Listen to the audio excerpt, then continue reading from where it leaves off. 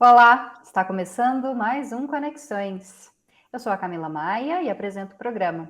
Sou uma mulher cis, de pele clara, com cabelos escuros abaixo dos ombros, olhos também escuros. Estou vestindo uma roupa florida e sentada aqui na redação da TV UFG. Atrás de mim existem algumas cadeiras e também computadores. Quem faz a interpretação para Libras no programa de hoje é o professor Diego Barbosa. Ele se descreve como um homem de pele clara, com cabelos e olhos castanhos e uma barba cheia. Olá, professor Diego, muito obrigada pela sua presença. Bom, e hoje o nosso tema é a Comissão da Anistia. Mas antes de apresentarmos os nossos dois entrevistados, que já aparecem aqui na sua tela, eu vou fazer um convite especial para que você siga a TV UFG nas redes sociais. Só procurar no YouTube, Facebook, Instagram, Twitter. A gente tem várias opções de redes sociais para você, conexões e a TV UFG em diferentes canais. Eu vou contar eles para vocês. No 15.1 do Sinal Aberto, no 21 da NET Goiânia e também no YouTube e no site da TV UFG. Por essas diferentes plataformas você acompanha o nosso conteúdo. Bom, como eu disse antes, o nosso tema principal do programa de hoje é a comissão falar desse assunto, porque a partir do próximo dia 30, sob o governo de Luiz Inácio Lula da Silva, os trabalhos da Comissão da Verdade devem voltar a ser realizados. Ela vai analisar pedidos de indenização de vítimas e presos políticos durante a ditadura militar. Esse órgão deve reavaliar todos os casos que foram negados pelo governo de Jair Bolsonaro, que por diversas vezes se pronunciou a favor do golpe militar. A Comissão da Anistia é vinculada ao Ministério dos Direitos Humanos e Cidadania e foi criada em 2002. Bom, e para falar sobre esse assunto, eu conto com dois entrevistados, né? A professora e também presidente da comissão, Enea Almeida. Olá, professora, muito obrigada pela sua presença. Peço que você se apresente para a gente. Obrigada, Camila, pela oportunidade. O meu cumprimento a todas as pessoas que estiverem aqui conosco. Eu sou uma mulher branca, com cabelos curtos, grisalhos e olhos escuros. E estou vestida com uma camiseta e um blazer preto. E tenho o maior prazer de estar aqui com vocês, participando dessa conversa. Professora? Bom, e o nosso outro entrevistado é um parceiro aqui da TV UFG, em vários momentos, o professor Pedro Célio Alves, que é professor da Faculdade de Ciências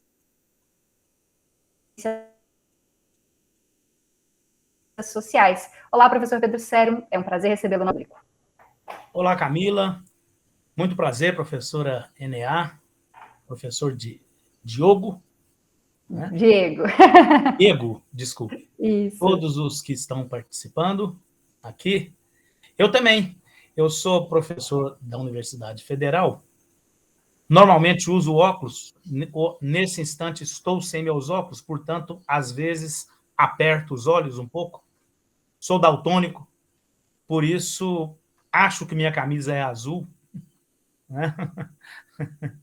E sou moreno, tá? E tenho um orgulho imenso de estar nesse debate aqui com vocês. Bom, para a gente começar, então, Enea, eu queria que você falasse para a gente sobre a Comissão da Anistia, há mais de 20 anos, né, completados ano passado, né, 20 anos de trabalho, como que ela funciona. Queria que você contasse um pouquinho para a gente, para quem não conhece, né, esse órgão, esse espaço, né, de rediscutir e julgar crimes que foram cometidos durante a ditadura militar. Muito obrigada pela oportunidade e pela pergunta. Então, vamos lá. A Comissão de Anistia, na verdade, ela foi criada um pouquinho antes da lei. Ela foi criada por uma medida provisória que é de 2001. Então, ela completará esse ano 22 anos de existência, ininterruptos, tá? E o que a Comissão de Anistia faz? Ela aprecia casos de requerimentos de pessoas que protocolam esses requerimentos, é um processo administrativo que acontece, a partir de relatos. As pessoas relatam para a administração pública federal que foram perseguidas pelo Estado brasileiro. Então, é completamente diferente da noção que as pessoas têm da lei de anistia. A lei de anistia política, que é uma lei lá de 1979, essa lei é que anistiou, ou, em outras palavras, perdoou, apagou as condenações dos crimes cometidos, crimes políticos cometidos durante a ditadura. Então, são duas coisas diferentes, embora sob o mesmo tema, que é o tema da anistia política.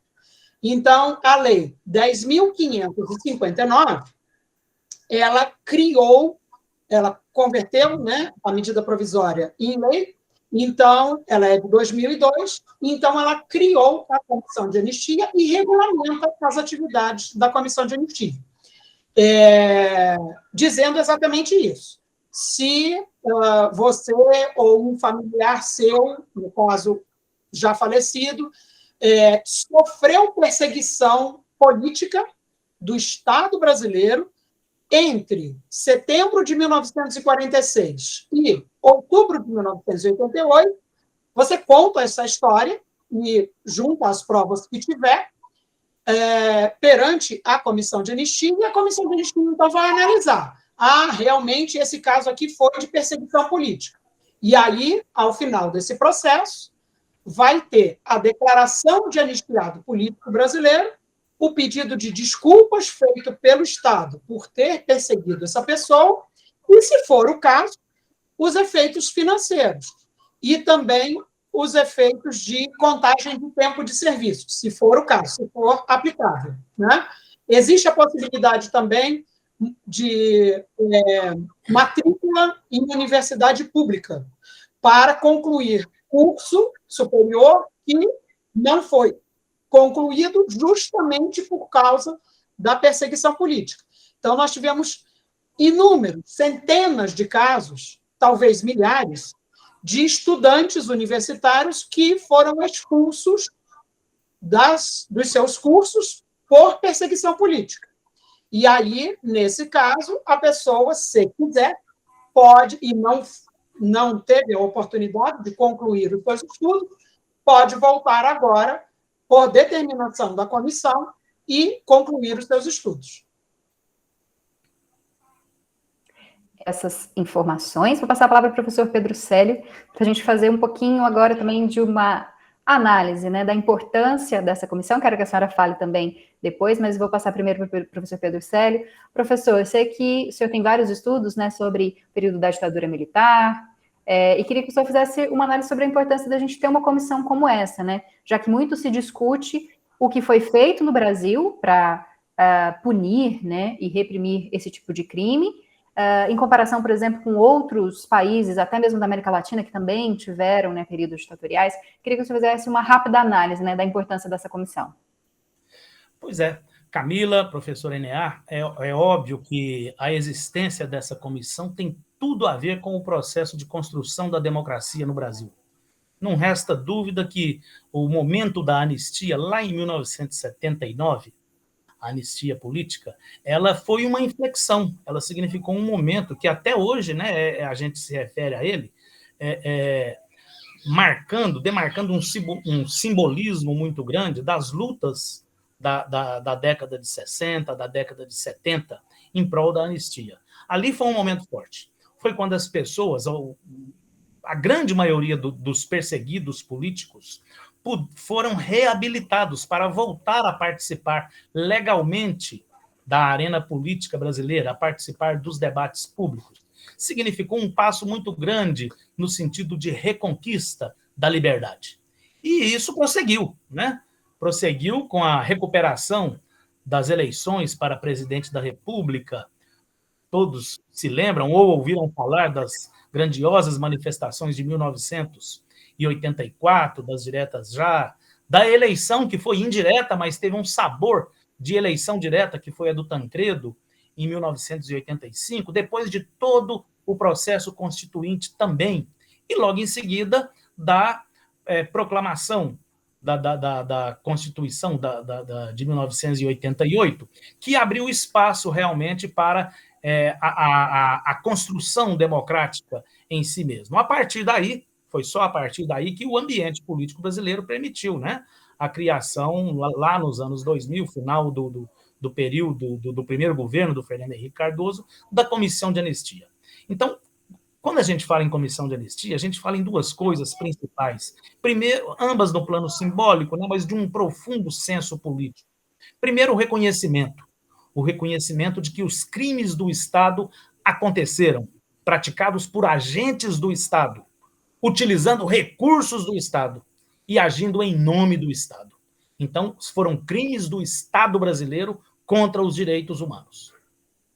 Então, isso foi muito importante. É por isso que eu julgo, e a professora Enea sublinhou aí com muita nitidez, com muita clareza e propriedade histórica, que a comissão de anistia não é exatamente a lei da anistia.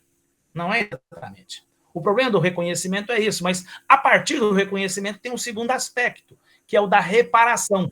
Então, aí os processos administrativos vão ser julgados à luz de uma legislação democrática, de uma vigilância da opinião pública, né, para outros crimes políticos. E eu vou dizer mais, hein, professora Enea, eu acho que hoje a Comissão de Anistia, mesmo quando ela estava no âmbito do Ministério da Justiça, e hoje, muito apropriadamente, no âmbito do Ministério dos Direitos Humanos, ela alarga um pouco desse conceito do que seja a perseguição política, o crime político. Porque agora nós podemos enxergar situações em que os perseguidos não são mais apenas os perseguidos durante o período da ditadura militar, ou que seja de antes, lá de 1946, mas o foco mesmo foi o da ditadura militar. Porque na questão dos direitos humanos entram outros tipos de perseguição. O fato de ser mulher, de ser indígena, né, da pessoa viver outras situações de fragilidade do ponto de vista das leis de cidadania, e são perseguidas, são discriminadas por causa disso, acarretando situações de constrangimento, né, de inibições de direitos e de sofrimento muito grande. Então, algumas podem ser enquadradas também segundo o mesmo espírito da lei de anistia e da própria comissão de anistia lá na sua origem. Por isso, eu acho muito importante, valorizo e parabenizo muito o governo atual por estar anunciando já no seu terceiro mês apenas, né, de funcionamento, a recuperação de uma linha de conduta para as políticas públicas que valorizam os direitos humanos. Então, para mim, falar de anistia hoje é falar de direitos humanos em geral, e não somente das perseguições políticas promovidas pelo Estado. Bom, professora Enea, queria só que você tirasse uma dúvida que talvez seja do nosso telespectador, e foi minha também quando comecei a pesquisar sobre o tema. Claro, se a senhora quiser fazer algum adendo, né, a fala do professor Pedro Celi, mas é que como a gente precisa debater vários temas, eu já vou colocando uma outra questão. A gente ouve falar muito sobre a Comissão da Verdade, né, os trabalhos envolvidos pela Comissão da Verdade, principalmente durante os governos de Dilma Rousseff, Luiz Inácio Lula da Silva. Qual que é a relação entre a Comissão da Anistia e a Comissão da Verdade? Os trabalhos, eles são próximos ou não? E também que a senhora, claro, destacasse, né, a importância da existência, né, dessa possibilidade de revisar crimes e de alguma maneira, né, minimizar o que foi cometido nesse período. Então, vamos lá. Primeiro, eu quero agradecer a contribuição do professor Pedro, foi magistral a sua intervenção e assino embaixo de tudo que ele disse. E até ele me ajuda com a informação de que a Comissão de Anistia ela se insere no Programa Constitucional de Reparação. E aí eu aproveito para desenvolver um pouquinho isso e já responder a sua pergunta, fazendo uma coisa só, né? Na verdade, quando a gente teve a Constituição de 88, a promulgação da Constituição lá em 5 de outubro de 88, uma parte da Constituição, que é o ato das disposições constitucionais transitórias, então, é texto constitucional, tem o programa do que a gente chama de justiça de transição. O que é a justiça de transição? é um conjunto de ferramentas, um conjunto de instrumentos, de mecanismos, para que a gente saia do estado de exceção, que é a mesma coisa que falar em ditadura, para o Estado democrático de direito. Quais são esses mecanismos? O binômio memória e verdade, e aí entra a Comissão Nacional da Verdade. A reparação, que é uma reparação integral, então tem a reparação econômica, mas tem a reparação simbólica, tem a reparação moral, tem a reparação psicológica e toda e qualquer outra reparação que possa significar um movimento de arrependimento do Estado por ter cometido esses crimes que a gente vai poder chamar também de terrorismo de Estado, que foi o que aconteceu durante o período da ditadura. A reforma das instituições é um outro mecanismo. Então, por exemplo, reformar as forças de segurança, reformar as forças armadas. Reformar de que jeito? Democratizando. Tá? Então, é outro desses mecanismos. E também a responsabilização dos agentes, sejam eles agentes públicos ou não, responsabilização no campo civil. Então, assim como a Comissão de Anistia atribui indenização econômica, então, quem deu causa a essa despesa, digamos assim, dos cofres públicos? Foi o torturador fulano, beltrano, ciclano, foram os torturadores fulano, beltrano, ciclano, que cometeram esses crimes e agora o Estado tem que pagar por isso. Eles estão vivos? Sim. Então, eles serão responsabilizados civilmente para indenizar o Estado, que indeniza as vítimas, né? Então, a responsabilização civil já tem acontecido no Brasil, em alguns processos. Também a responsabilização administrativa. Então a pessoa vai ter esse ou aquele prejuízo administrativo na sua carreira, ou coisa parecida, enfim, vai ser retirada essa medalha, essa comenda, essa homenagem, porque foi num outro momento em que se valorizava, por exemplo, a repressão e a tortura. E isso também já tem acontecido. E a responsabilização mais importante, que é a responsabilização penal, ou seja, o exame da participação individualizada, da conduta individualizada de pessoas cometendo crime, o crime de tortura, o crime de perseguição política, o crime de, enfim, homicídio, uma série de crimes que foram cometidos pelo Estado dentro desse sistema repressivo de terrorismo do Estado. Esses crimes foram cometidos por pessoas. Então, essa participação individualizada tem que ser averiguada, e nós já temos algumas dezenas de denúncias formuladas pelo Ministério Público Federal, mas nenhuma delas, infelizmente, foi para frente no nosso judiciário. Então, nós não temos, no Brasil, nenhuma condenação criminal de responsabilização de torturadores ou violadores de direitos humanos de uma maneira geral. Onde que a gente avançou no Brasil? A gente avançou no primeiro mecanismo que eu fiz referência, o binômio memória e verdade, e a gente avançou no mecanismo da reparação. São três, o dispositivo constitucional, dele decorreram 3 comissões de Estado. A primeira foi em 95, com a Comissão Especial de Mortos Desaparecidos. Essa comissão foi encerrada em dezembro do ano passado pelo governo anterior, a administração federal anterior, e o ministro Silvio, no seu discurso de posse, uma das afirmações que ele fez foi a de recuperar, restaurar a Comissão Especial de Mortos Desaparecidos. ela existiu entre 95 e dezembro de 2022. E acredito eu que seja recuperada ainda esse ano pelo mesmo Ministério de Direitos Humanos. A segunda comissão que foi criada foi justamente a Comissão de Anistia.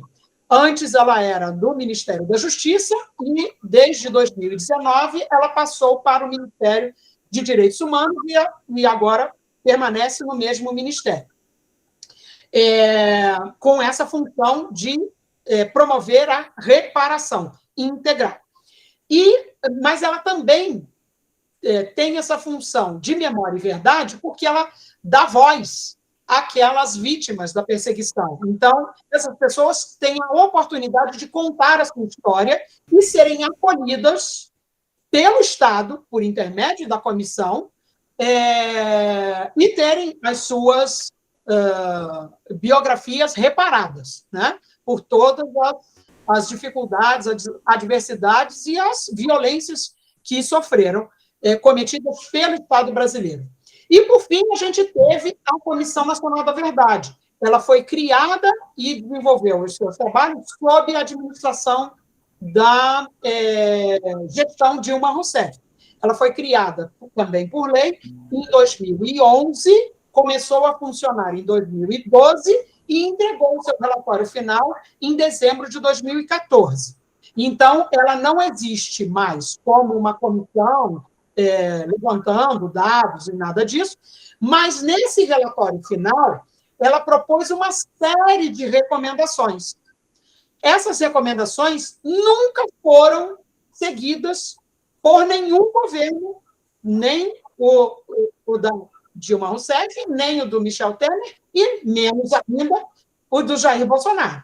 Então, essas recomendações agora estão sendo recuperadas dentro do Ministério de Direitos Humanos para, enfim, alguma forma de dar consequência, dar seguimento a essas recomendações. Então, o trabalho da Comissão Nacional da Verdade é absolutamente imprescindível, porque, de uma vez por todas, acaba com qualquer possibilidade de dúvida se houve ou não um golpe de Estado em 1964, e torna ainda mais graves as afirmações feitas na gestão federal anterior de que não teve ditadura, de que não teve tortura, de que não teve golpe de Estado, e que, ao contrário, esse período foi uma maravilha para o Brasil.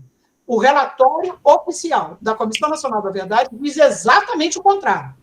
E a Comissão de Anistia afirma a mesma coisa, e a Comissão Especial de Mortos Aparecidos afirma a mesma coisa. Então, é necessário recuperar, restaurar essa verdade no Brasil, e é o que está acontecendo. Tá certo. Vou fazer um rápido intervalo, daqui a pouco a gente volta para falar um pouquinho mais sobre a Comissão de Anistia e sobre o trabalho que deve ser desenvolvido a partir do dia 30 e o que aconteceu, né, nos últimos anos, em que muitos processos, na verdade quase todos, né, foram negados durante o governo de Jair Bolsonaro. Vou passar a palavra novamente também para o professor Pedro Celi, para que ele faça mais análises aqui com a gente. Espero que você continue acompanhando Conexões e que, se quiser, claro, mande as suas sugestões de pauta também, suas críticas, elogios. Você faz isso pelas nossas redes sociais, só procurar por TV, UFG, Instagram, Facebook, Twitter, YouTube. E você pode tentar conversar com a gente e nos ajudar a fazer o programa. Além disso, a gente tem um WhatsApp também. É o 62991811406. Está aparecendo aqui embaixo da tela. Se você quiser tirar uma foto para conversar com a gente diretamente no seu celular. A gente espera a sua mensagem. Vamos voltar daqui a pouquinho.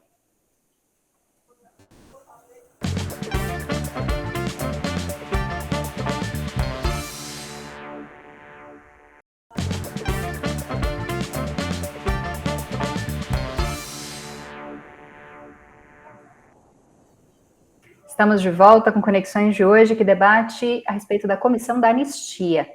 Quem faz a interpretação para Libras nesse bloco é o Diogo Marques, integrante do Labitave. O Diogo se descreve como um homem de pele parda, com cabelos e olhos castanhos escuros. Olá, Diogo, muito obrigada pela sua presença.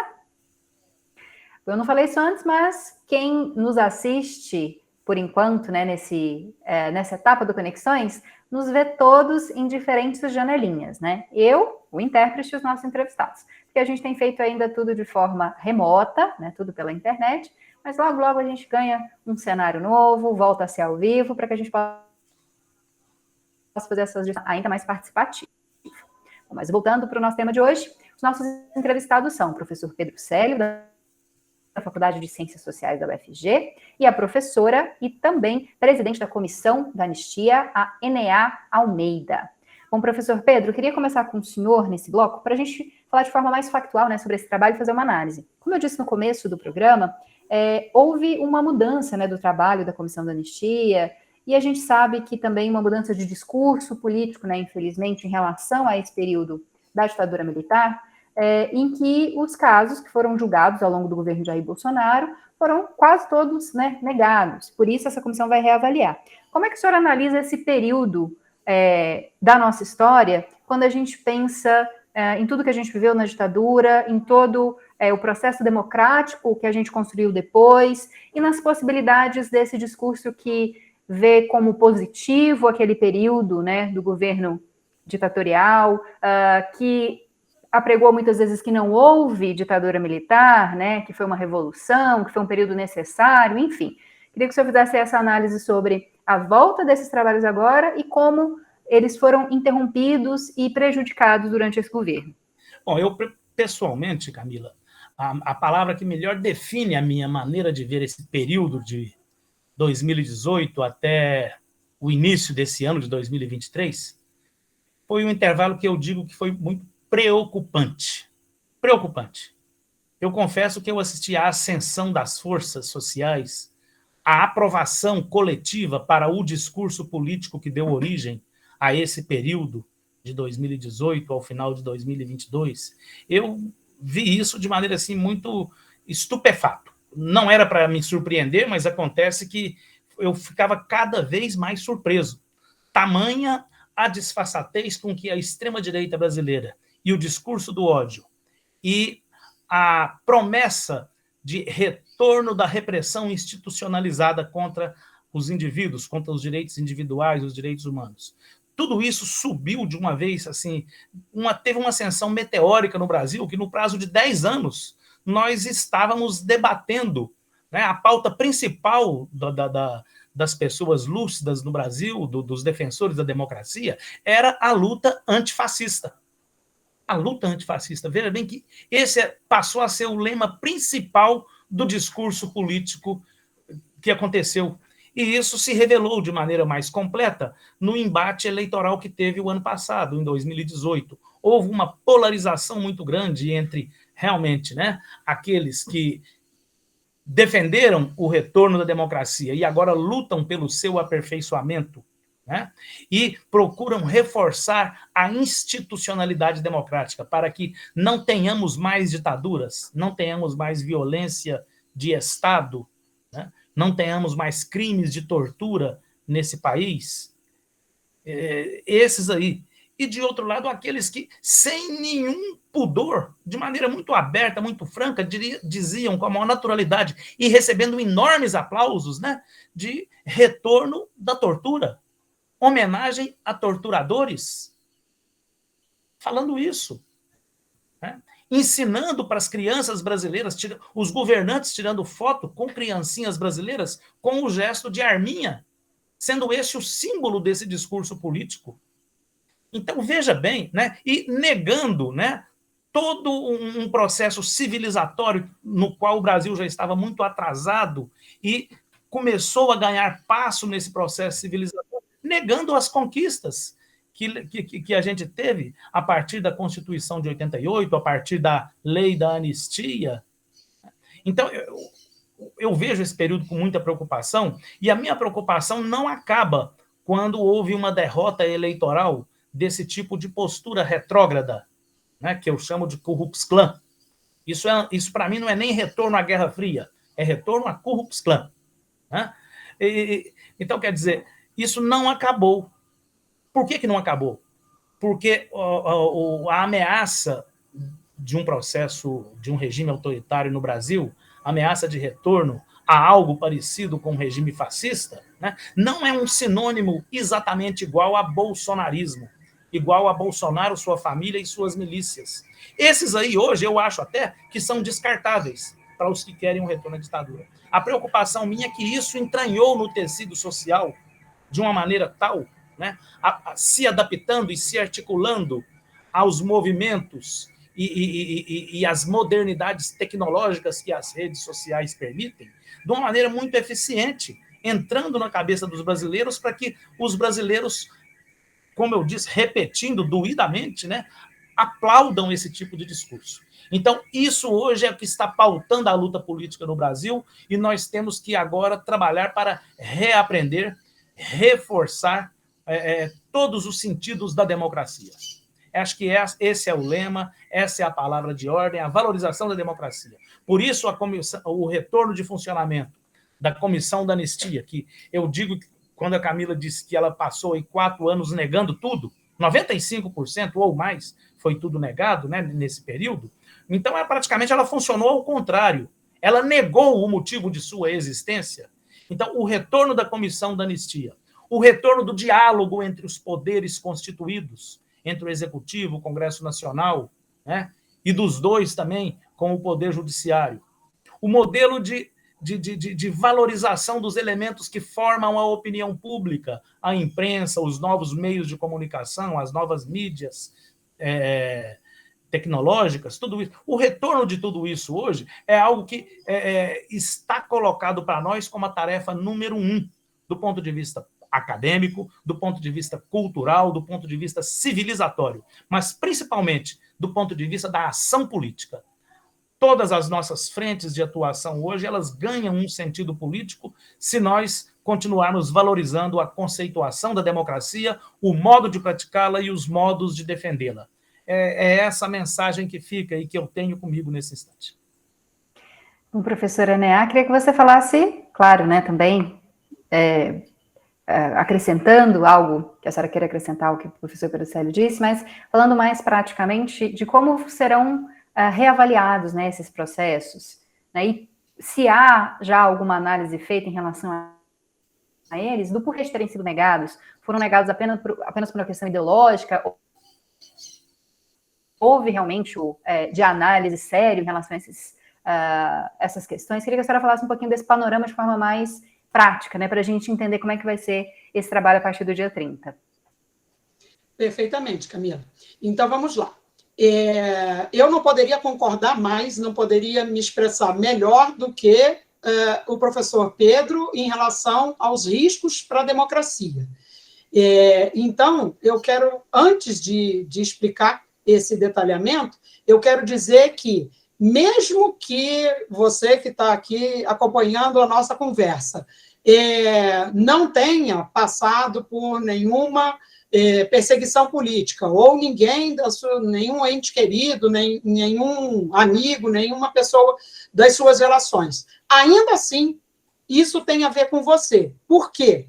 Porque quando uma única pessoa é perseguida pelo Estado, toda a população é perseguida pelo Estado. Isso é muito sério. Basta a gente ver essa discussão que está acontecendo neste exato momento com relação ao que a gente costuma dizer popularmente de arapongagem, né? Ou seja, o uso que foi feito, parece ter sido feito, está ainda em investigação, pela ABIN, de ferramentas tecnológicas para pensar assim, o professor Pedro é meu inimigo, eu não gostei do que ele falou em sala de aula outro dia, não. Então, grampei aí o celular dele, eu quero saber cada minuto do dia e da noite, onde ele está e com quem ele está falando, e grava todas as conversas. Isso sem autorização judicial, sem controle nenhum. Isso é gravíssimo, gravíssimo. Era isso que acontecia na época da ditadura. Então, fazer isso com uma pessoa, está fazendo isso com a população inteira. Bom, dito isso, como é que é feito o trabalho, como é que deve acontecer a análise de um processo de declaração de anistia política? O conselho, ou seja, os conselheiros, cada um vai ser sorteado o relator para aquele processo, então examina o processo, examina os autos. A pessoa conta lá a história, eu era estudante da UFG, e aí fui expulso porque eu defendi tal e tal ideia numa aula, e aí fui expulso da universidade, não pude completar o meu curso de tal coisa. Junto às provas, foi constatado que foi isso mesmo, essa pessoa vai ter direito de concluir o seu curso, vai ter direito à matrícula. Não, era numa universidade privada, não importa, vai ter direito de concluir o seu curso numa universidade pública, agora com a determinação da Comissão de Anistia. E vai ter direito também a uma reparação econômica, e aí a própria lei traz os critérios direitinho de valores, isso está tudo determinado pela lei. Então, a única coisa que a gente faz na comissão é aplicar a lei. Se a pessoa sofreu perseguição política de outra natureza, teve que mudar de cidade, porque passou a ser chamado de subversivo, de comunista, sendo ou não participante de algum grupo, de alguma agremiação que resistia contra a ditadura na época. Isso não importa. O que importa é se sofreu a perseguição ou não sofreu. Ou se a pessoa, eventualmente, perdeu o emprego, ou perdeu o seu rendimento. Por exemplo, tem muitas pessoas que exerciam atividades liberais. Era um jornalista, freelancer, ou era um advogado, ou era um dentista, ou tinha um pequeno comércio. E teve que mudar de cidade, teve que começar a vida toda de novo em outro lugar. Por quê? Porque naquela localidade estava sofrendo esse tipo de repressão, de perseguição política. Em alguns casos, a pessoa chegou a se responder um processo, na época eram os inquéritos policiais militares, os IPMs, e às vezes até foi preso, foi torturado. Enfim, essas provas todas têm que ser examinadas, e aí, se a pessoa comprova que tudo isso aconteceu, e a comissão também pode diligenciar para as secretarias de segurança pública, para o próprio Superior Tribunal Militar, para saber se teve algum processo, e muitas vezes a gente tem esses arquivos, esses documentos, comprovando justamente uma alegação de perseguição política. Né? Se essa comprovação é feita, a lei determina que seja dada a essa pessoa a declaração de anistia política e haja a reparação econômica correspondente àquela situação. O que aconteceu nos últimos 4 anos? A pessoa dizia, olha, estava na faculdade e aí fui expulso porque manifestei, fui participar de uma passeata ou de uma assembleia de estudantes e lá foi registrado que eu estava lá participando, e aí eu fui expulso da faculdade. Ou então, perdi o emprego porque alguém me viu segurando o jornal tal que era considerado um jornal comunista. Ou então, porque o meu colega de trabalho fez uma denúncia dizendo que eu era comunista. Mas, na verdade, eu odeio comunista. Eu queria que todos os comunistas morressem. Então, é um absurdo. Mas teve essa denúncia e aí eu perdi meu emprego por essa perseguição política. Se esses casos, nesses últimos 4 anos, tinham essa comprovação, o que a Comissão de Anistia dizia? E esses casos é que vão ser revistos. Ela não aplicava a lei. E aí ela dizia, se é questão de perder o emprego, isso é problema lá da Justiça do Trabalho. A gente aqui não vai lidar com esse tema, não. Você tinha mais que perder o emprego mesmo, porque teve essa denúncia, então você era uma pessoa perigosa. Ou se você participou de tal e tal grupo, foi até preso, foi torturado. Muitos e muitos casos foram assim. Né? Respondeu o IPM. Ué, você respondeu o IPM porque você cometeu o crime. Você era um terrorista. Esses 4 anos, as sessões da Comissão de Anistia, as pessoas que estavam ali contando a sua história e revivendo aquele drama, foram novamente revitimizadas. Por quê? Porque foram chamadas de terroristas na cara, sim, na hora do julgamento, e aí dizia, não, o Estado não fez mais do que a obrigação, que foi cumprir a Lei de Segurança Nacional, ou a AI-5, ou qualquer outra norma de exceção, e te botar no xilindró, porque é lá que você pertence, porque você é um criminoso, você é um terrorista. Então, essa postura é que agora será devolvida à comissão a postura correta, que é a postura constitucional e a postura da lei. Então, o que a gente vai fazer de diferente? A gente, dos últimos 4 anos, a gente vai cumprir a lei, porque a lei não foi cumprida nesses últimos 4 anos, e aí esses casos serão revistos, porque eles foram julgados em desacordo com a lei, e aí eles serão revistos. E os casos que nunca foram apreciados também serão apreciados. A gente espera, eu espero, concluir as atividades, os trabalhos da Comissão de Anistia nos próximos 4 anos.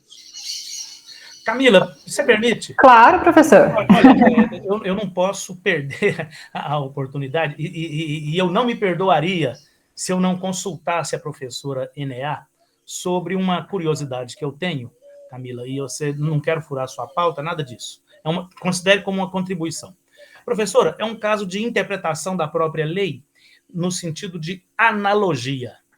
Nós temos um caso em Goiânia que eu fui membro da Comissão Estadual da Verdade aqui, e numa das sessões, a Comissão Estadual da Verdade, no início de 2015, aprovou uma moção.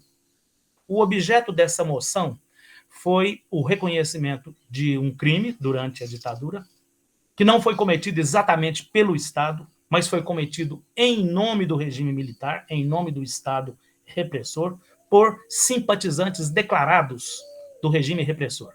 E a vítima não era uma pessoa física, um militante político, um opositor ao regime militar.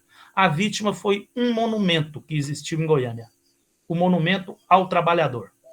Esse monumento eu não vou estender detalhes aqui, depois eu te passo o material de pesquisa, que na Comissão da Verdade a gente reuniu, eu posso te passar todo ele, mas cabe pedir que a Comissão da Anistia aprecie o caso em que a vítima foi este monumento, ou que a vítima foi a cidade de Goiânia, que foi amputada de uma peça de sua paisagem, uma peça cultural, e que foi porque ela foi agredida pelo comando de caça aos comunistas, foi destruída completamente.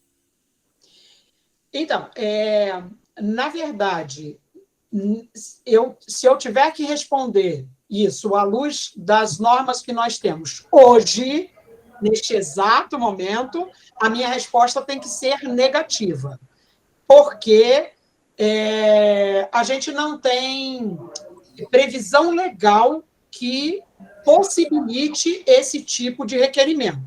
Hoje, exatamente agora, neste momento, tá?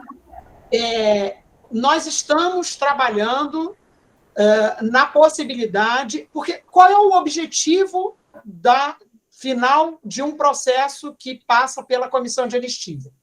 O objetivo é a declaração de anistiado político, com ou sem efeito financeiro, com ou sem essa ou aquela forma de reparação.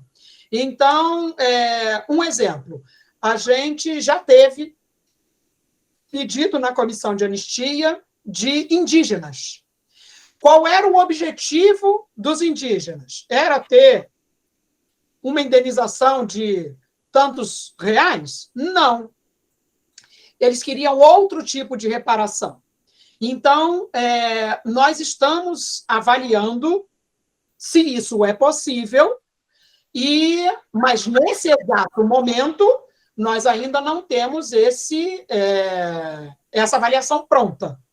Então, o monumento, com toda certeza, assim, não tem como o monumento ser anistiado, né? Isso não vem ao caso. Aí, você me pergunta, mas a cidade de Goiânia, ou seja lá qual for a cidade que acontecer, os cidadãos podem pedir esse tipo de declaração para poder ter uma reparação simbólica? Então, isso, neste exato momento, não pode.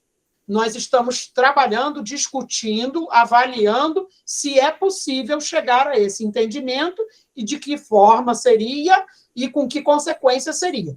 com toda certeza, não poderia ter efeito financeiro, de reparação econômica. Isso, com toda certeza, não, nem com os avanços e os entendimentos que a gente está construindo, esse caminho é impossível, porque não tem como fazer reparação coletiva de maneira... reparação econômica de maneira coletiva, né? Então, não tem como, porque aí a reparação econômica sempre tem que ser num CPF. Nunca pode ser num CNPJ e nem numa coletividade. Mas outro tipo de reparação simbólica, pedido de desculpas, isso sim. Isso, muito provavelmente, a gente vai conseguir construir esse entendimento e será possível. A reparação simbólica. Mas, neste exato momento, ainda não é possível. Vamos ver, a partir do dia 30, o que a gente consegue. Certamente, a construção que for, a gente já vai ter chegado no ponto final no dia 30. Então, no dia 30, a gente vai retomar os trabalhos de julgamento da Comissão de Anistia e vai informar, eu esse privilégio, essa honra de informar as novidades que a gente está trazendo para a reparação do povo brasileiro. Obrigado. Também agradeço, professora Enea, muito bom poder contar com a participação da senhora aqui, para poder explicar para a gente como funciona essa comissão, né, e como ela deve funcionar também a partir de agora. A gente espera que a gente possa dar muitas notas nos nossos próximos programas, falando de revisões, né, de indenizações pagas, ou de algum outro tipo de reparação, né, histórica, porque nós primamos muito pelos direitos humanos, que a gente tenha um país que prime também pelos nossos direitos. Muito obrigada, foi um prazer conhecê-la e uma honra ter a senhora aqui com a gente. E muito obrigada também, professor Pedro Célio. Obrigado, eu agradeço muito. Foi um prazer enorme.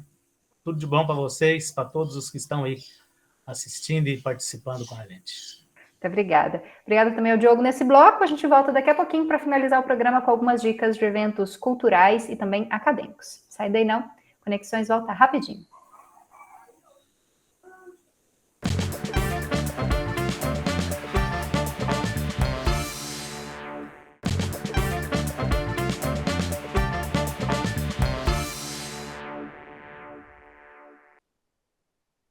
E esse é o último bloco do Conexões de hoje. Como você já sabe, é o momento de ficar sabendo de dicas culturais aqui no nosso programa.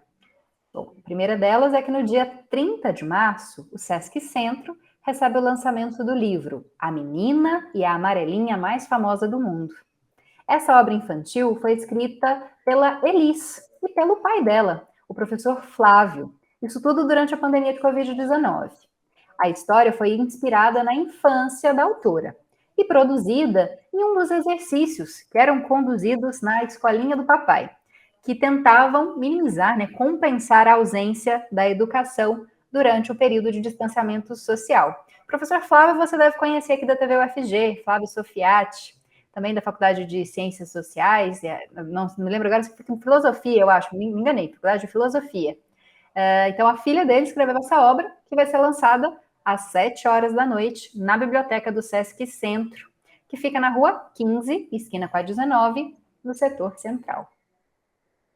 E a Vila Cultural Cora Coralina cedia a exposição individual Bens a Mim, do artista plástico goiano Diogo Miranda. As esculturas e pinturas fazem parte de uma pesquisa que foi realizada por ele no ano de 2005. Nessa época, o Diogo estudava na Escola de Artes de Chicago, nos Estados Unidos. Por isso, essa exposição ela tem como referências materiais do pintor Kandinsky e do escritor Walter Benjamin. A visitação pode ser feita até o dia 14 de abril, de segunda a sexta, das 9 horas da manhã às 5 horas da tarde, na Sala Sebastião Barbosa. E a entrada na Vila Cultural Cora Coralina é gratuita. E mais uma sobre artes plásticas. A exposição Divino Carnaval, do artista Badu, pode ser visitada no Centro Cultural Octo Marques, até amanhã, sexta-feira. A proposta da exposição é relacionar o carnaval como festa popular e o divino. Isso tudo por meio da fé. A visitação pode ser feita entre as 9 da manhã e as 5 horas da tarde. O Centro Cultural Octo Marques fica no Parthenon Center, na Rua 4, no centro de Goiânia. E para finalizar, uma dica bem bacana. Próximo sábado, das 8 horas da manhã ao meio-dia, ocorre o evento Conosco, não. Conosco, perdão, não por nós. A pessoa com síndrome de Down na perspectiva cultural, social e educacional. Então, repetindo só esse nome inicial para você saber, né? Conosco, não por nós. Que faz parte da comemoração ao Dia Internacional da Síndrome de Down. O evento vai ser realizado pela Associação Down de Goiás e tem o apoio da Universidade Federal. Ele é dividido em 3 momentos. Primeiro tem uma apresentação teatral, depois mesas redondas, né, formadas exclusivamente por pessoas com síndrome de Down e também por profissionais que trabalham na ASDown, que é a Associação de Pessoas com Down e Familiares. Então, para participar, você precisa fazer uma inscrição, viu? Por isso, acesse o perfil no Instagram da ASDown, @ASDownGO, tudo junto, ASDownGO, tudo junto, como aparece aqui na nossa tela. Lá você confere tudo sobre o evento e também pode ter o link de inscrição. Eu me despeço aqui e agradeço sempre a sua companhia. Lembrando que você está vendo os últimos episódios nessa fase do Conexões Remota. Nós passamos esses últimos quase 3 anos trabalhando de forma remota com os nossos entrevistados. E daqui uns dias a gente volta para o estúdio, volta a ser ao vivo e passa mais uma vez ser um programa diário. Te conto tudo melhor no próximo Conexões. Mas já vai adiantando aí que nós estaremos no comecinho com muita informação, discussão e, claro, educação, cultura, direitos humanos, tudo que você já sabe que o Conexões traz para o seu dia a dia. Espero que você nos acompanhe na próxima semana, ainda nesse horário, na quinta, às 4h30 da tarde e no domingo, às 7 horas da manhã. Um abraço, até a próxima.